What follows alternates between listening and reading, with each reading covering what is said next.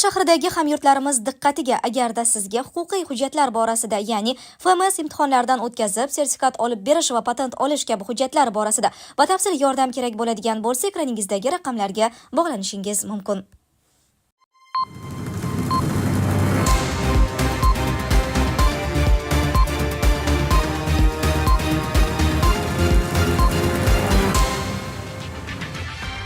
Kunning muhim va dolzarb yangiliklari bilan dunyo yangiliklari o'z ishini boshladi.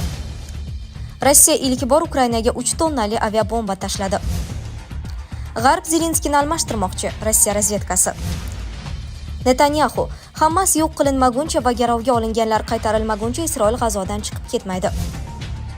Hoziroq AQShda Rossiya uchun kutilmagan taklif bilan chiqildi.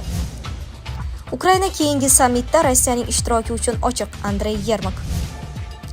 NATO bosh kotibi G'arbni Rossiyaga qidirib kelishuvi haqidagi xabarlar fonida birlashishga chaqirdi. Isroil ommaviy dafn marosimlariga tayyorgarlik ko'rmoqda. Rossiya ilk bor Ukrainaga 3 tonnali aviabomba tashladi. Video. Rossiya armiyasi Ukrainadagi urushda birinchi marta FAB-3000 o'ta og'ir Fugus aviabombasidan foydalandi. Bu haqda ochiq ma'lumotlar tahlili bo'yicha Bild nashri eksperti Yulian Röpke xabar berdi. Rossiya ilk bor FAB-3000 M54 Yumaekpek bombasini Ukrainaga tashlab, Xarkov viloyatining Lipitsi qishlog'idagi yangi pochta binosiga zarba berdi. Og'irligi 3 tonna bo'lgan bomba binodan 15 metr uzoqlikda qulagan, lekin baribir unga jiddiy zarar yetkazgan, deydi ekspert. Yangi aviabombadan foydalanilganligi S kanallarini ham tasdiqlaydi. Fried Bomber Telegram kanali undan foydalanish jarayoni aks etgan videoni e'lon qilgan. Hujumda Ukraina qurolli kuchlari vaqtinchalik foydalanilayotgan 3 qavatli bino nishonga olingani aytilgan. FAB-3000 bombasining to'liq zarar yetkazish radiusi 230 metrni tashkil qiladi. Bo'laklari esa 1240 metr masofada ham o'zining kuchini saqlab qoladi. Rossiya 2022-yil Ukrainaga hujum boshlanganidan beri aviabombalardan faol foydalanmoqda. So'nggi 4 oy ichida Rossiya harbiy samolyotlari Belgorod viloyati va Ukrainaning bosib olingan hududlariga 93 ta bomba tashlagan. Oxirgi holatlar 11 va 12 iyun kunlari sodir bo'lgandi. O'shanda Belgorod viloyatida 5 ta kuchli portlovchi aviatsion bomba aniqlangan. G'arb Zelenskiyni almashtirmoqchi, Rossiya razvedkasi. Qo'shma Shtatlar Vladimir Zelenskiyni Rossiya bilan muzokaralar olib borish uchun maqbulroq bo'lgan boshqa ukrainalik siyosatchi bilan almashtirishi mumkin. Bu haqda Rossiya Federatsiyasi Tashqi razvedka xizmati matbuot byurosi xabar berdi. Tashqi razvedka xizmati tomonidan olingan ma'lumotlarga ko'ra, Zelenskiyning almashtirilishi Rossiyaning strategik mag'lubiyati haqidagi umidlarning befoydaligi bilan bog'liq bo'lishi mumkin. Rossiyaning strategik mag'lubiyati haqida umidlarning befoydaligini anglagan Oq uy hech ikkilanmasdan Zelenskiyni tarixning axlatxonasiga tashlaydi va uning o'rniga Moskva bilan tinch muzokaralar olib uchun maqbul bo'lgan ukrainalik siyosatchilardan birini qo'yish orqali mojaroni hal qiladi, deyiladi xabarda. Ma'lumotlarga ko'ra, Washington nuqtai nazarida Zelenskiyning o'rniga eng munosib nomzod Ukraina qurolli kuchlarining sobiq bosh qo'mondoni Valeriy Zaluzhniydir. Washington uchun eng munosib nomzod Ukraina qurolli kuchlarining sobiq bosh qo'mondoni Valeriy Zaluzhniy hisoblanadi, deya aniqlik kiritdi matbuot byurosi. Tashqi razvedka xizmatining bunday fikrga kelishiga joriy yilning 20-maydan, ya'ni amaldagi davlat rahbarining qonuniy prezidentlik muddati o'z yakuniga yetganidan buyon ular Vladimir Zelenskiyning qonuniyligi to'liq G'arb ko'magiga bog'liq deb o'ylashadi. Netanyahu: Hamas yo'q qilinmaguncha va garovga olinganlar qaytarilmaguncha Isroil G'azodan chiqib ketmaydi. Isroil barcha garovga olinganlarni qaytarmaguncha, hatto bu bosqichma-bosqich sodir bo'lsa ham, Hamas harakatining harbiy va boshqaruv tuzilmasini yo'q qilmaguncha G'azo sektorini tark etmaydi. Bu haqda Isroil bosh vaziri Netanyahu ma'lum qildi. Biz ularning hammasini o'g'irlab ketilgan 120 kishini tirik va o'liklarni qaytarishga qat'iy qaror qildik. Bu bosqichma-bosqich bo'lsa ham biz hech kimdan voz kechmaymiz, dedi Netanyahu. Bosh vazirning so'zlariga ko'ra, anklavda isroillik harbiylar mavjudligi Hamasga bosim o'tkazmoqda. Bu esa o'g'irlanganlarni qaytarish uchun imkoniyat yaratadi. Biz barcha garovga olinganlar qaytarilmaguncha G'azo sektorini tark etmaymiz va Hamasning harbiy va siyosiy salohiyatini yo'qotmagunimizcha taslim bo'lmaymiz, deb ta'kidladi u. Hoziroq AQShda Rossiya uchun kutilmagan taklif bilan chiqildi. Washington mojaroni tinch yo'l bilan hal qilish uchun Ukraina bo'yicha Rossiya bilan muzokaralar boshlashi kerak. Bu haqda AQSh prezidentligiga mustaqil nomzod kichik Robert Kennedy X ijtimoiy tarmog'ida ma'lum qildi, deb yozmoqda RIA Novosti.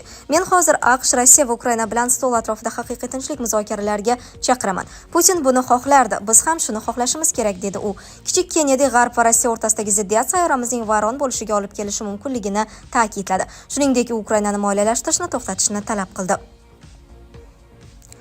Ukraina keyingi sammitda Rossiyaning ishtiroki uchun ochiq, Andrey Yermak. Ukraina kelajakdagi tinchlik muzokaralari formulasini ishlab chiqishga qaratilgan xalqaro hamkorlar bilan navbatdagi uchrashuvga Rossiya vakilini taklif qilishi mumkin. Bu haqda Bloomberg xabar berdi. Shveysariya 15-16 iyun kunlari bo'lib o'tgan Ukraina bo'yicha tinchlik sammitiga Rossiya taklif qilinmagan edi. Nashrga ko'ra, Ukraina prezidenti devoni rahbari Andrey Yermak ishchi guruhlar navbatdagi uchrashuv tafsilotlarini ishlab chiqayotgan bir paytda Rossiyaning navbatdagi sammitdagi ishtiroki masalasini ko'targan. U Shveysariyada o'tkazilgan uchrashuvni muvaffaqiyatli o'tganini ta'kidlagan. Yermak shuningdek Ukraina realistik va boshqa davlatlar ishtiroki uchun ochiq ekanini aytgan. O'ylashimcha, Rossiya vakilini ham taklif qilish mumkin deya qo'shimcha qilgan u. Bloombergga ko'ra, Shveysariyada bo'lib o'tgan konferensiyada 100 dan ortiq davlat va tashkilotlar ishtirok etgan. Biroq kengroq global qo'llab-quvvatlashga erishishlik asosiy maqsadiga erisha olmagan. Qayd etilishicha, Hindiston, Braziliya va Janubiy Afrika yakuniy kommunikeni imzolashdan bosh tortgan va shu bilan BRICS davlatlari doirasini yopgan. Rossiya prezidenti Vladimir Putin uchrashuv oldidan tinchlik muzokaralari shartlarini sanab o'tgan edi. 18-iyun kuni Shveysariya TIV Ukraina bo'yicha navbatdagi tinchlik sammiti Yevropada o'tkazilmasligini ma'lum qilgan. Hukumat Rossiyaning tadbirda ishtirok etishi zarurligini ta'kidlagan. NATO bosh kotibi G'arbni Rossiyaga qadri kelishuvi haqidagi xabarlar fonida birlashishga chaqirdi. Jens Stoltenbergning so'zlariga ko'ra, Rossiya Federatsiyasi va Shimoliy Koreya o'rtasidagi harbiy ittifoq avtoritar kuchlarning tobora yaqinlashayotganini ko'rsatadi va demokratik davlatlarning birlashgan frontini shakllantirish muhimligini anglatadi. Biz avtoritar kuchlar bir-biriga yaqinlashayotganini tushunishimiz kerak. Ular bir-birini o'ta kuchli tarzda qo'llab-quvvatlamoqda. Shimoliy Koreya Rossiyaga katta miqdorda o'q-dorilar yetkazib berdi. Xitoy va Eron esa Moskvaga harbiy yordam ko'rsatmoqda. Rossiya Federatsiyasi va boshqa avtoritar davlatlar o'rtasida yaqinlik o'sib borayotgani NATOning Osiyo Tinch okeani mintaqasidagi ittifoqchilari bilan hamkorlik qilishning ahamiyatini yanada oshiradi deya munosabat bildirdi NATO bosh kotibi. Uning ta'kidlashicha, iyul oyida Washingtonda o'tkaziladigan NATO sammitiga Avstraliya, Yaponiya, Yangi Zelandiya va Janubiy Koreya hukumat rahbarlari yuqoridagi sabablarga ko'ra taklif qilingan. Isroil ommaviy dafn marosimlariga tayyorgarlik ko'rmoqda. Isroil din ishlari vazirligi Livan bilan ehtimoliy urush tufayli ommaviy dafn va xotira marosimlariga tayyorgarlik ko'rmoqda. Bu haqda bo'lim boshlig'i Michael Malkili ma'lum qildi. Dafn marosimlari uchun mas'ul bo'lgan din ishlari vazirligi shimoldagi ssenariylarga tayyorgarlik ko'rmoqda, dedi vazir. Malkili so'nggi haftalarda mamlakat janubiy chegaralari yaqinida Isroil va Hizbulloh o'rtasida keskinlik kuchayganiga ishora qildi. Studiyada hamma narsani aytish mumkin emas, lekin biz katta tadbirlarga tayyorgarlik ko'rish uchun ofisda yig'ilishlar o'tkazamiz deya qo'shimcha qilgan u. Vazirlik shimolda bo'lishi mumkin bo'lgan urush munosabati bilan ommaviy dafn marosimlariga tayyorgarlik ko'ryaptimi yoki yo'qmi degan savolga Malkili tafsilotlarni ochiqlamasdan ijobiy javob bergan. Avvalroq Hizbulloh bosh kotibi Hasan Nasrulloh Livanga hujum qilinsa, Isroilning shimoliy hududlariga yirik hujum rejasi amalga oshirilishini istisno etmagan edi. So'nggi haftalarda Isroil va Livan o'rtasidagi moviy chiziq chegarasida keskinlik kuchaymoqda. 7-oktyabrdan beri Livandagi Hizbulloh Isroilga qarshi 5000 dan ortiq raketa, tankga qarshi snaryadlar va dronlar uchirgan, deya bayonot bergan Isroil armiyasi matbuot kotibi Daniel Hageri. Uning ta'kidlashicha, Hizbullohning kuchaygan hujumlari Livan va mintaqa uchun halokatli oqibatlarga olib kelishi mumkin bo'lgan kattaroq kuchayishga undamoqda. Sizlarga yetkazmoqchi bo'lganlarimiz shulardan iborat edi. Dunyo yangiliklaridan uzoqlashmang.